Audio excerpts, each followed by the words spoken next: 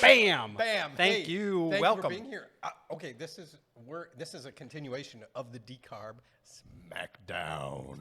Decarb Smackdown. That's what we like to see. So one of the things that we did last time, we really talked about the differences in decarb, because we get a lot of questions about decarboxylation, when to do it, why to do it, how much time it takes, what do you get out of it, and how do you capture the terpenes, Right. and how do you get really nice terpenes, Right. right? So Right. we'll do a little recap, and then we're gonna go into the time and when you said when to use one versus the other. Yeah, when to use one versus the other. Would you use a biocarb, biomass decarb versus a stirred oil decarb? Yeah. Well, this is cool. Let's just do some quick recap, guys. I like this slide. We even have some tables and everything, so it's tables. Pretty good. Yeah, tables of data. Oh, and chemistry. What's decarboxylation? Just a quick review. It's the conversion of CBDA into CBD using heat, and sometimes you can use vacuum or maybe not. And there's really good reasons why you'd want to decarboxylate. Obviously, distillation, activation, and formulation. You need it for If you guys want to learn a little bit more about that, check out our previous episode. We talked a lot about that. A lot. And then there are basically two different processes for decarboxylation. One of them would be the vacuum oven or the vacuum distillation, which you would do on the biomass. Which is pre-extraction. Yep. Or post-extraction. Right here before this distillation step here, you would stick it into a bioreactor and with a stir and a big heater on it, and you just cook the living daylights out of it. So there's two different ways to do it. This was our countdown slide. And this was our countdown slide, yes. And I think it's just suffice it to say that, you know, one of the main things, the final countdown, little Europe there. Is that what that is? Yeah, that's good. All right, that's good. I like that. Okay. Da-da-da. Okay, sorry. Now we're all okay. Okay, it's karaoke. Okay, all right. Okay, so I think that we kind of emphasized last week that, hey, look, if you're into formulations and you want to have consistent manufacturable formulations, this is really the way to go, which is decarbing in the biomass, because you're able to use pure components to put your formulation together, as opposed to always getting something different out. Okay, so meaning, if you're getting your terpenes in like a terpene sauce, that's always going to change in composition, and then you have to change your recipe formula every time, and you can't do that. So if you're really talking about manufacturing, this is the really way to do it. You need a repeatable standard operating procedure in your formula that you can repeat, and this is the best way to do it, is to use the biomass. Exactly.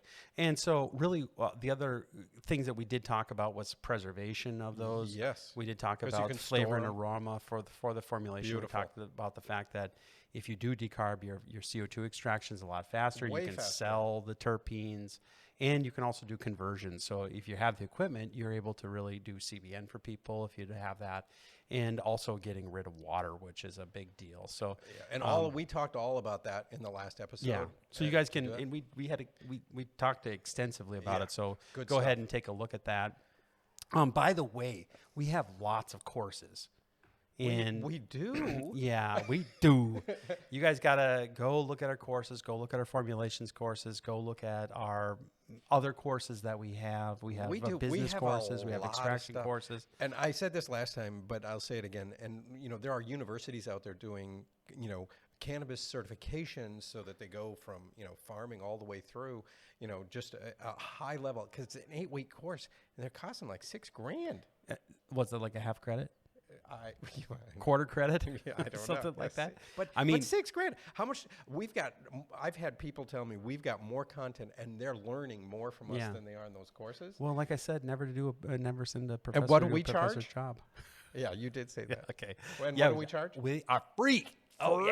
Free. They don't cost you anything. This is for you. So be there, or be square. All right. So 3 ways to decarb. Vacuum distillation, which is stirred pre-extraction, reactor, stirred reactors, post-extraction, and torrefaction is enjoyment. Yes, that's right.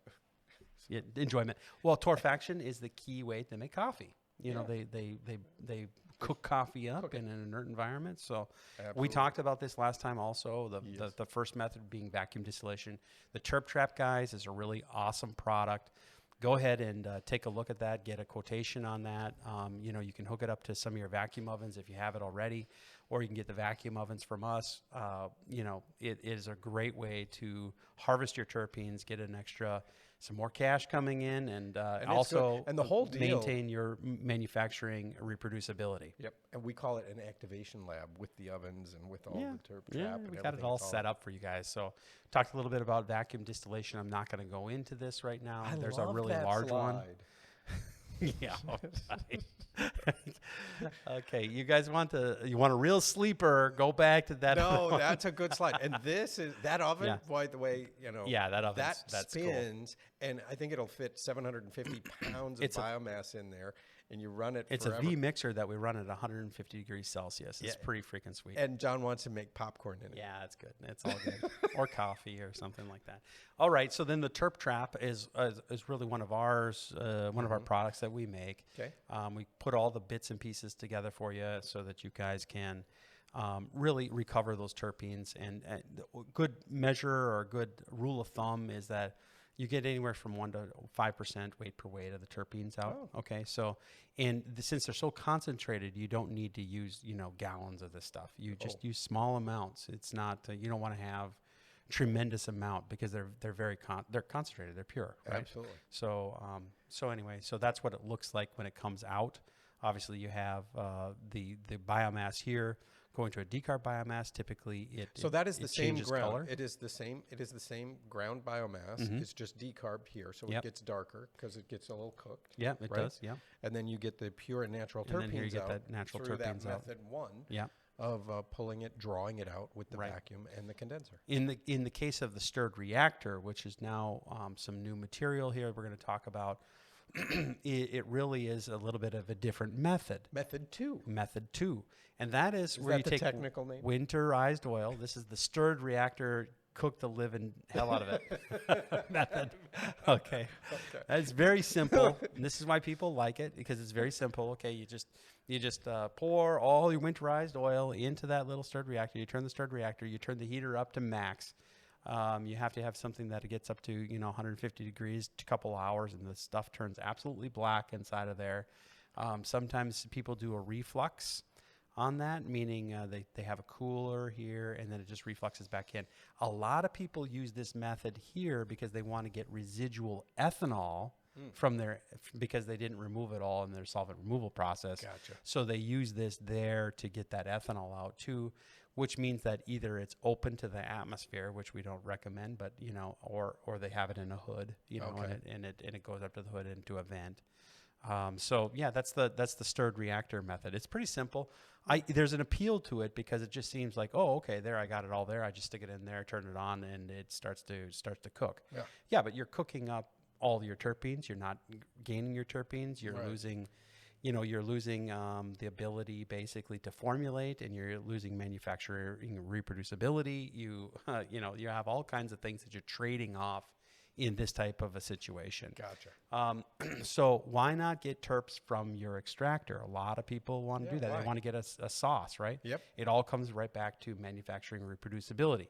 For those of you guys who are GMP processors out there, imagine in your mind's eye you're trying to formulate, and you have to redo your batch records every time you want to formulate a new product. Wow. Nobody's voting for that now, are they? No. Okay, so if you're in a recreational state, and maybe you need to do, maybe you're making some vapes up, and you want to get some terp sauce because it's really, it's a very nice concoction. Yep. That's great for that. Okay, so you can do it both ways. In fact, you can do this both ways in the same exact process. You just need to have both pieces of equipment. Okay, you can make terp sauce with our extractors or other people's extractors. That's a method. Or you can just do it in a more high throughput method. Usually the terp sauce takes a long time to do. Wow. Usually you're doing it at a lower temperature and a lower pressure, so it takes a long time. You get this sauce out. And the sauce is basically, it's comprised of, say, 10 to 15% terpenes. You can see it has cannabinoids in there. It also has other stuff in there, other extractants, and then it has the fats and waxes. Is in the there. other like the So- scary stuff? No, it's not. It's not scary. No, actually, it's flavonoids Oh, okay. or plant components or things like that. There's a whole bunch of. We've had so different many items in there. episodes on residuals and Yeah. stuff. I get scared when I see that little. Yeah, no, I get it. Yeah, no, not other. I mean, other plant components. Gotcha. So, Okay. but this is usually a soupy extract. People try to say that when you go down to subcritical, that you really don't need to take the fats and waxes out, but their fats and waxes always end up in there. That's exactly that subcritical extract right Yeah. there. Those are all the variations that make it difficult Right. to do. To control formulation. Difficult to control formulation. Look at So, Bullet it's 4. nice. It's nice for a vapor pen, but it's not nice to control formulations. And if you're in a controlled environment, it's an absolute nightmare. Yeah. You're really going to do your batch records. You're going to really redo them every time that you have a new extract. No, nobody does that. No. Some people put calculators in there. Yeah, the issue with that is, Like it's a not little really, Texas it's not Instrument? consistent. It's really not consistent. Like if I wanted to hold a cannabinoid ratio consistent, or I wanted to hold the amount of terpene in there to keep it the same every time, I wouldn't be able to do that. I actually can do that if I take those terpenes out ahead of time and warehouse them and preserve them and, don't expose them to light and treat them with respect, like they should have. So You said something about putting calculators in there, and I'm like, okay, I just aged myself because I remember in high school I wore a calculator on my belt. Oh yeah, Yeah. that's pretty sweet. You mean one of those slide rules? I The had a slide rule was calculator. the I had a coolest calculator thing. watch, man. Well, I had an abacus watch. Oh yeah. That's good. All right. It all kept right. moving. So, couple different things. There's nothing wrong with getting terps from extractors. In fact, if you're going to run our methods and our stuff like that, we actually recommend you do some like an overnight run. Or if you have a shift that you're not running, fill up the extractor and let it run at a very low pressure, and it'll just If time is turn not your a heaters factor. off. And if time's not a factor, if throughput's not a factor for you, Yeah. you can get some nice terp sauce out. Yeah. And subcritical or low pressure extraction will preferentially extract those terpenes. Okay. So you can think about doing that. All right. So let's just kind of do a summary. Hey, it's a table. Look at that. I see a table. Trying to get it organized so that you guys have a framework in your mind for comparing the two methods. Okay. this is and good. hopefully it'll help you. One thing that I didn't put in here, which I'm kind of now, as I'm talking this through, this manufacturing reproducibility thing is a really big deal. It and is it's a big not on deal. this table. What? Yeah, it's not on there. So I probably need to modify the table already. But let's Lame. suffice it to say that anybody who's listening to that's in the test. That's in the test. That's in the quiz. It's not on the table, but it's on the test. It's on the test. So right here, preservation of terpenes with a vacuum. Okay, yes, oxygen-free conditions because it's vacuum. No harsh conditions. Okay. Now, I want to modify this.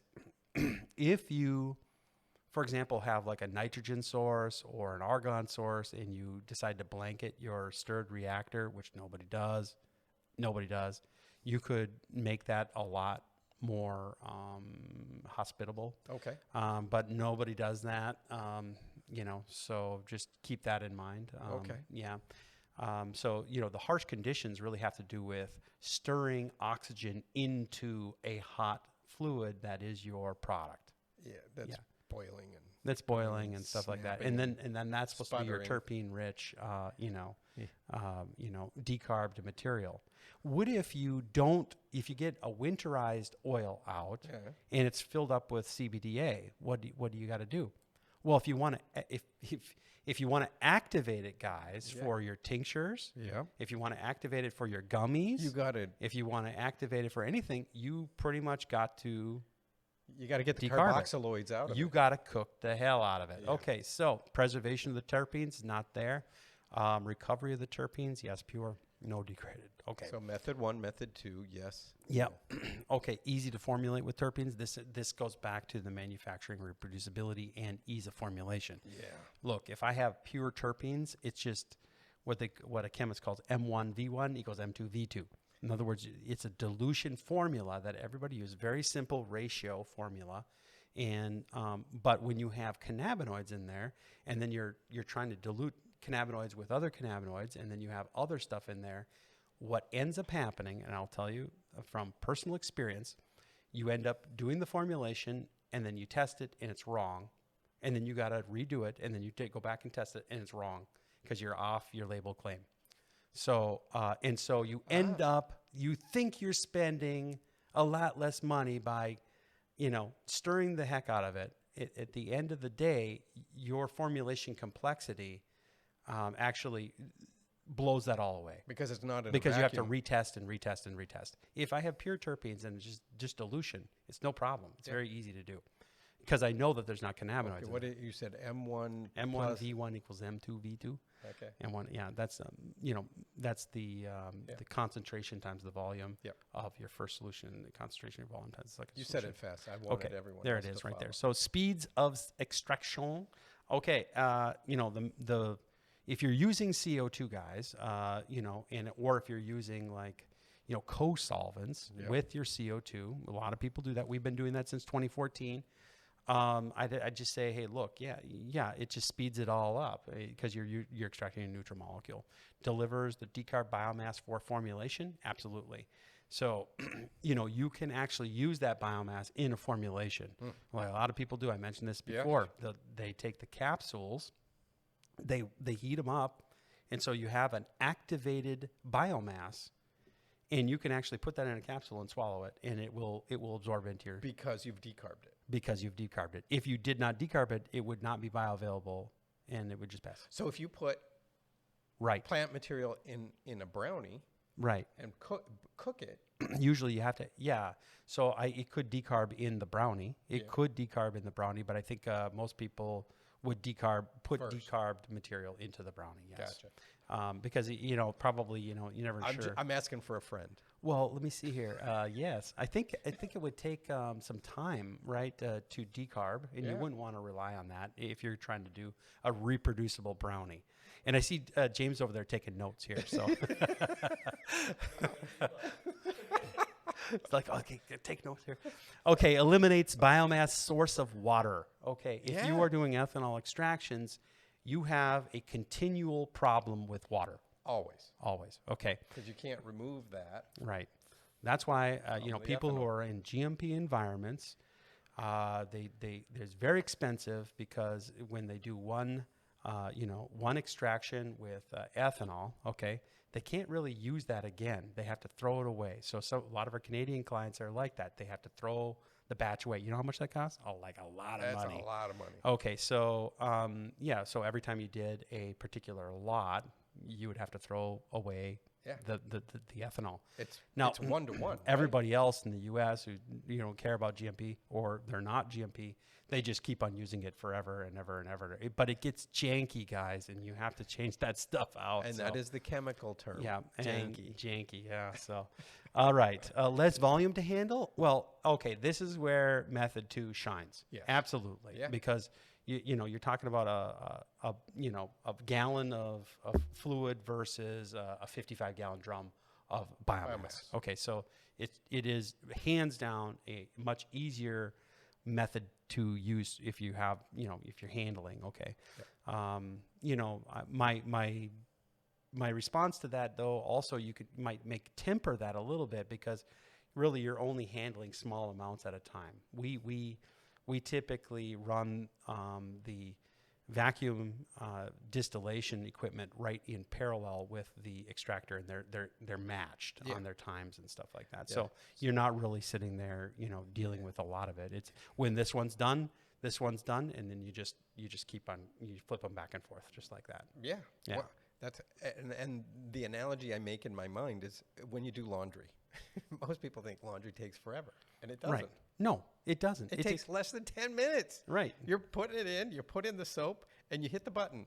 Right. And, when you're doing that, then you dry, and it goes at the same time. So the labor in that case is putting it in. Yeah. It doesn't take a long time, actually. It only takes a very short time. Yeah. Yeah, so Sorry. That's exact. We will get on that topic. All right. And that's a really good analogy because a lot of people are like, they think of it in more linear serial terms, okay? And they add the machine time to the labor time and they say, oh, this takes too long. We can't do it. But I can do a whole bunch of other So stuff. don't listen to the sales guys who tell you that. It's just not true. It's false. Okay.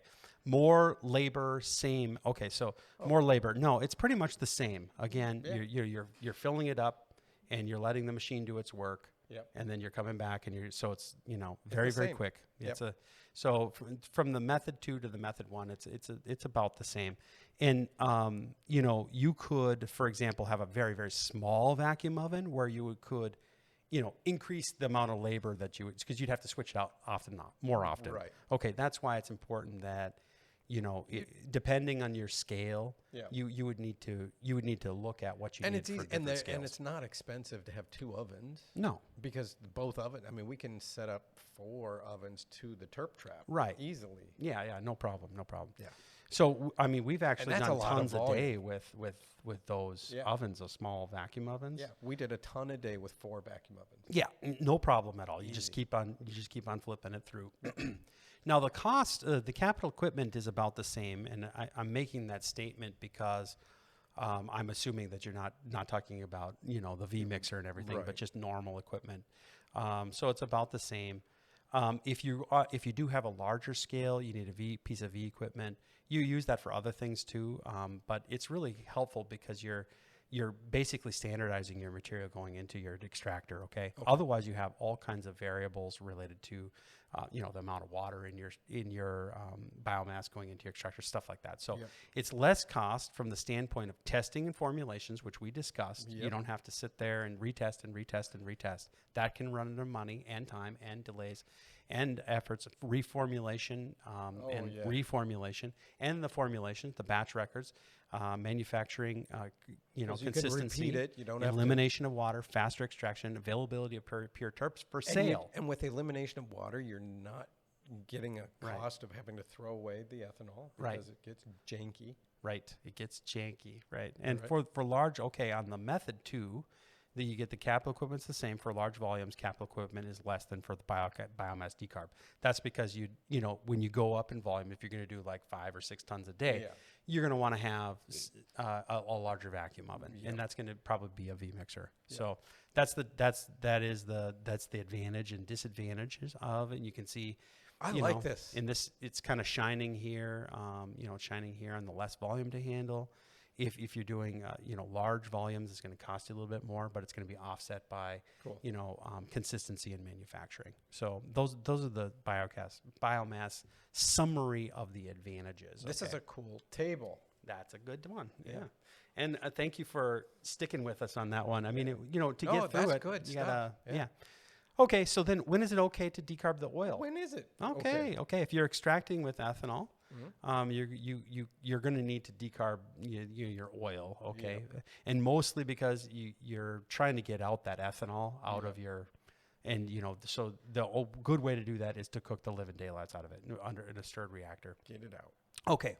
It's okay if you don't care about terps getting ruined or recovery of terps. Right. So if that's not something that is customer noticeable for you downstream, or you're not using them in formulations, it doesn't matter. Then don't worry about it. So then don't worry about it. Then you can do that. Yep. And in fact, we have some clients that are like that, and we that's why we have stirred reactors here. Yep. So if they don't care about it, then we just flip it through. Yep. Okay. If we don't care about general degradation of the plant nutrients, so some people only care about cannabinoids. Yeah. So, and they don't care about anything else in the plant. They don't care about how it looks or whatever. And because they're putting it into, maybe different formulas that don't, it's not customer noticeable, so they don't really mind. They don't want to pay for it or whatever. So that'd be something that, in the instance of all you're doing is producing isolate. Yeah, all like the way down you're the path. producing isolate, or yes, that would be an instance where they don't care about the plant nutrients. They're just it's just isolate only. Yep. Right. Oh, bang, all the way. So, and if that's the case, then maybe you wouldn't decarb. Maybe you would still decarb because maybe you would keep all those terpenes. Right. And then whatever. And if you're running a service, you might want to keep the terpenes, and you can sell. That's a different Or if you're not running any formulations, you're just a contract guy, probably doesn't matter too much to you. Just push it through. Yeah. Who cares, right? But ultimately, if you want to service your customer better, and you know, you got to Point really out- care about what they're doing. You can say, hey, well, there's these terpenes here. I got a value-added process. I got this. Here's why you would use them, formulations, and so on and so forth. And I bet you anything they'll say yes. Let's do that. Absolutely. And you they might will. actually probably be able to pay a premium for that. Exactly right. Okay, don't need to go down. Don't need to do downstream formulations, like I said. Right. Don't care about the presence of miners. So if you don't care about CBN, CBN in there or other miners, that's fine. So it's okay to have Yeah. kids running around? Is that what you're telling Yeah, me? that's basically it. As long as as long as it's less than 0.3%, man. As long as okay. If your falling film is not efficient, you may be forced to remove residual ethanol prior to distillation. So you're doing it anyway. Yeah. A lot of people have that mindset. Okay, because their falling film evaporator is not very efficient. They have to run it again and again and again and again. Yes, And it's yes. like, oh, it's still 600, 700, 1,000 ppm. And so what do? Stick it in a big reactor and cook the heck out of it. Yeah. Okay, open to the atmosphere, right? Because Yeah. they want the ethanol to leave. It's got to go. Yeah. So, Bye. guys, that would be maybe just get a better falling film. Yeah. Okay, that'd be the other thing. Well, And go figure. you should buy the Fractron, in fact, because we have it set up so you can Yeah. do that right online. Yep. Okay, and then easier to handle a bucket oil versus a barrel of biomass. So those are actually a bunch of legitimate reasons why you'd want, and I recommend, depending on what your process is, you Yeah. look at your flow, and you can do either one. So top myths for decarbing biomass for oil. This is fun. Decarbing the biomass takes longer, is more laborious. That's a myth. Bullshit meter. Yeah. Okay. And then subcritical CO2 will deliver all the terpenes I need. They will deliver terpenes, but they're not going to be in the right form for consistent manufacturing. And then extraction of acids with CO2 is just as fast as extracting with neutrals. That's not true. No, not at all. So there's some 3 myths here, and I think we already talked about the subcritical CO2, And the terpenes. we talked about a lot of this in the last episode too. Yeah. So make sure if you haven't seen the first one of these, go back and Yeah. take a look at that. So let's talk a little bit about labor, okay? Because this is really getting back to your comment about the washing machine. How long does it take to Do laundry. do laundry? Okay, Yep. it takes me 5 minutes to load not even, probably Wow, he's slow. He's got the maybe challenge. 3 minutes to load it up, and then you put it in there. So it takes me 3 minutes. That's my labor content, right? Yeah. As soon as I press the button, depending which cycle it is, if it's an hour or whatever, Yeah. the machine then runs, and I don't have to really. That's automation. And then it sings to me when it's done. That is automation, right? There we go. Yes, exactly. It has a little ditty. Yeah. Okay. So you can see that the total cycle time, is labor, the amount of time it would take to do the labor, and then the machine time. Yep. Now, what if it automatically took out the clothes and you could put it in while it was still running? Yes. Okay, that's what our extractors do. That's so you can do it Alice. while it's still running. Yeah, Alice made from the Brady Bunch. exactly. Or Hazel, Hazel. Yeah, I don't know. I never watched the Brady Bunch. because I'm old. I just like, okay. So you can see here, Marsha. this is the decarb. This is the extraction. This is the filtration. This is how much labor you'd have per cycle, and then here's the machine time per cycle, on average. It's just an example. Yeah. And then here's your total cycle time. Now, nobody says, okay, I'm going to do decarb first. That'll take 65 minutes. And then I'm going to do extraction. And then I'm going to go back and I'm going to do decarb and then extraction. So the total cycle time is That's nobody BS. does that. No. Everybody runs these things simultaneously. And you can see that the labor content is actually very, very low, Yeah. so that one person can do a lot. Yeah. So let me show you what that looks like in practice. Oh, wow. Now this is a super table. Yeah, this is a super table, but let me kind of just show you. Gantt This is a chart. typical 8-hour day for one person. One person now running one of the machines in a couple different ovens. Okay, so this orange here is some warm-up time. Like push-ups. So let's Or do the sit-ups. yeah. No, that's for the extractor to warm up. Oh, I thought that was the person. By the way, the extractor can turn on at 6. You can set it up so it'll turn on at 6 a.m. before, and it'll be all warm by the time you get in there. Isn't that cool? Yeah, that is pretty cool. That is pretty cool. Yeah, I did that because that's what I wanted. I wanted to get in there and do the first run immediately. I walk in, everything's ready. I push the button, bam, it's done. It's done. Okay.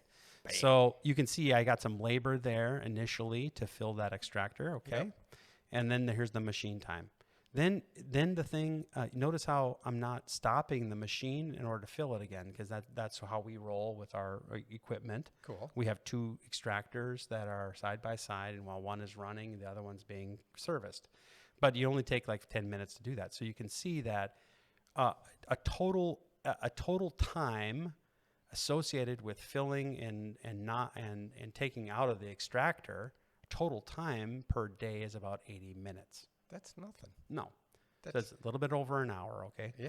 Okay, an hour and 20 minutes. And so you can see the machine time here is just running. So actually one person can do many, many machines. And we have one person that's running 8 a machines. lot of smoke breaks.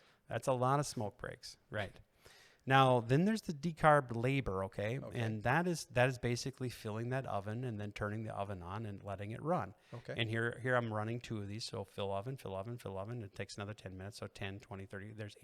There's actually 80 minutes of filling and letting go. That's kind of fun. Fill oven, fill oven, Fill oven, fill oven, fill oven, fill oven, fill oven. Okay, there it is right there. So there's the machine time. You can see at the very end of the day, we're filling this up and then we're letting it run for a whole bunch of time. Yep. That's where we get our terp sauce out. So in case we want to do some vape pens that are direct, okay, we can do that there. Okay. But if you look at the total time that this person is spending, it's only 160 minutes. 2 hours and 20 minutes. Yes. So there's a total of 6 hours left in the day. Of course, with a 7.5 hour day, with a lunch break, okay, you still have that. So if you got one guy who's like, oh, I'm just so busy, I have all this stuff that I'm doing, and you know, they can look busy, but there's actually 6 hours there of time. They can do all the winterization, they can do the filtration, right there. All of it. Or if you want to scale up, you can have one person run up to 6 machines. That's a full-time equivalent. Yes. And we have some of our guys. This is a great table. Yeah, some of our guys have run 8 machines, no problem. Yeah. They're just very focused. So, and they use the audible alarms on the machine, so they're out. They know where to go. Right. They have all their stuff there. All they do is they go there. Okay. And then they flip it, and then they go get to the next machine. The next one. Yeah, so you're working it. Yeah, you're working it. You're running. So the problem, I think, that listen, if you have one guy can run 8 machines. Yeah, one guy can run 8 machines easy. Yeah. In this case, you know, if you in terms of management now, if you got guys sitting here and they're doing breaks here, and breaks there. I know that probably the operators don't want us to hear this, but you'll get half the throughput out of a shift. Yeah. Okay. You have to teach them that, hey, okay, since your total labor's not a lot anyway, you can't just take a break if something needs to be filled, right? Because you're taking a break all the time. We're doing Instagram here, we're doing Facebook here, and then we're like, oh, okay, online poker here, exactly. So you gotta kind of, or you can fill that guy up with other things like formulations, and or, you know, you can have them do some grinding if you want to. You know, maybe some receiving of materials, logging up. So I have seen actually one person doing basically everything, all the way from grinding all the way through to basically distillation, all by himself, all in one laboratory. Wow, there you go. So he had it all set up, so it was all in very close positions to each other. So it was a small laboratory. It must have been a couple 100 square feet only. That had to have been good flow. It was good, yeah. So he had it, and he just did it. He was busy, and he was focused. It wasn't like he.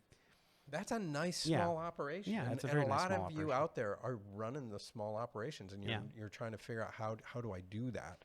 This is how you do that. Yeah. So this is how you do that. Yeah, you can just plan out your time. Okay, I got to do this. I got to do this. But with the alarms and the audible alarms, it makes it a lot easier. Yeah. Because all of them are timed. So it's just this completely debunks the myth that it takes a lot more time when you're doing pre-extraction decarboxylation. Yeah, that's right. And you get, because it's the same. It's the same. It's nothing. It doesn't add time at all.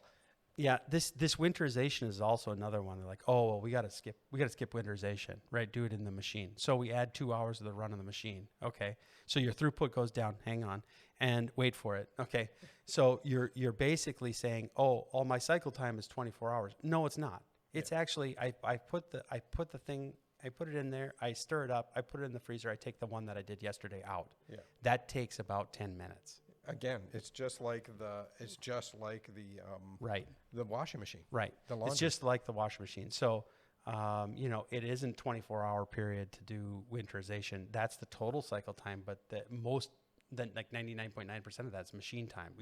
We don't count machine timing because nobody does it that way. Like, okay, I'm gonna fill this machine, and then I'm gonna take the oven, and I'm gonna do that, and then I'm gonna let the machine idle for an hour. I mean, so. And the reality is, when you're winterizing, it takes 4 or 5 hours, maybe. It doesn't take overnight. It's just easier to do it that way. Right. Yeah. You can actually stagger these too by starting with some inventory. Yeah. You can stagger this, so you can see how some of these are coming up right on one another. Okay? That's what you want to do. You can stagger it back by 10 minutes or whatever. Yeah. Easily, because you're over, especially if you have 2 ovens going. Yeah. That's way easy. Yeah. Yeah. So that would be just awesome. Simple planning, and you got lots of free time.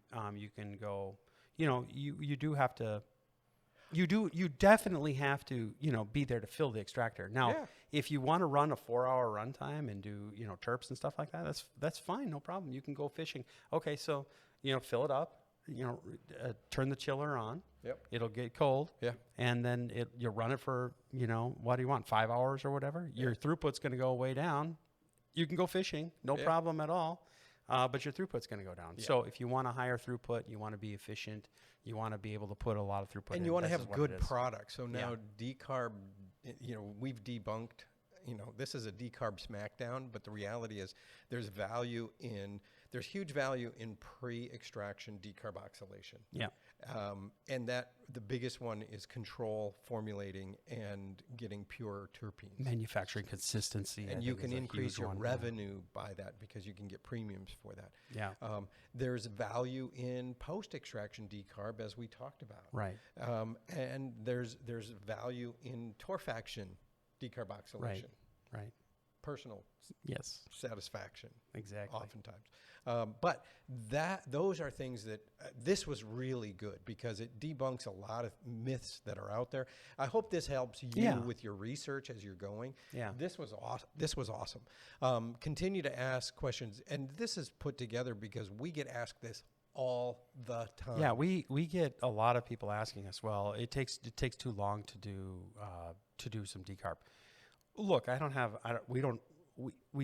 we have a horse in the game? Yeah, I guess we do. Yeah. But at the end of the day, we do it both ways. No big deal. I mean, so, and we're pretty much, if you're going to run an ethanol machine, okay, you're going to need to remove that, and you're going to need to decarboxylate somehow. So that's the logical place to do it. It's our job. Yeah. It's our job to make sure that you know how to increase your revenue and lower your cost. That means a lot more profit. That means a lot more, time on the beach if you want down the road. Right. But that's what we're here to help you figure out, not to say, hey, you got to buy this, you got to do that. Here's why. Let's cut the BS and go right to how does it work? What are we talking about? Why do you do this versus this? And this is it. So I really appreciate what you've done and the time you put into this. This was a great 2-episode session. Yeah, I hope you guys liked it. So. Decarb Smackdown Terps. Thank you for being here. Keep the cards and letters coming. We love your questions. Thanks a lot. And we're going to keep doing the FAQs. Thank you. See you next time. Bye now. Bam. Bam. Are you stuck in your hemp or cannabis business? Are you not reaching your processing goals? Here at extraktLAB, we offer a free 20-minute CBD jam session. A CBD jam session is a conversation with an industry expert, not a sales call. A conversation where you can talk to us about whatever issues you are having right now and where you are stuck. We will help you uncover any issues you are currently having in your business, create a solution to fit your current scale, develop a future scale-up plan based on your needs, and help you make your processing goals a reality, all while getting your business plan back on track. Schedule your free 20-minute CBD jam session at 1-651-600-0036. Again, that number is 1-651-600-0036.